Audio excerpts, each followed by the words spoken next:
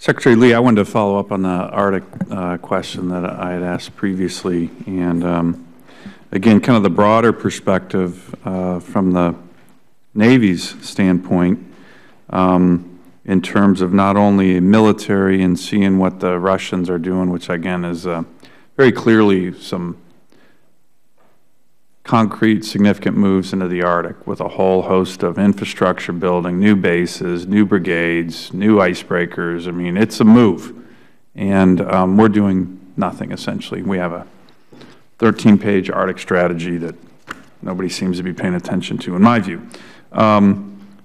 Just back, and then there's the whole issue that is critical to the Navy's overall function in terms of keeping sea lanes open and commerce, and we obviously have done an incredible job over the decades doing that, but we have a new sea lane and lane of commerce that's opening up in the Arctic, as you're well aware of.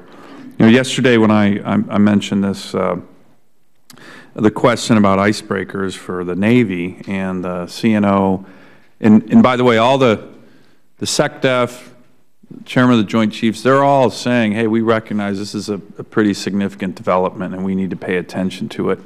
And yet, when I was asked about the icebreakers, and looking at that, the CNO essentially said, hey, that's not our department. That's Homeland Security. That's Coast Guard.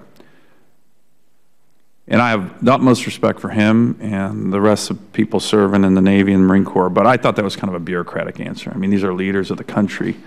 You don't have to answer it here, but I'd like the Navy collectively to get back to us and just answer the simple question. Is it in the national interest of the United States, given the developments in the Arctic, to have an additional heavy icebreaker? I'm not interested in whose budget it is, or sorry, that's not my, the issue of national security is everybody's issue.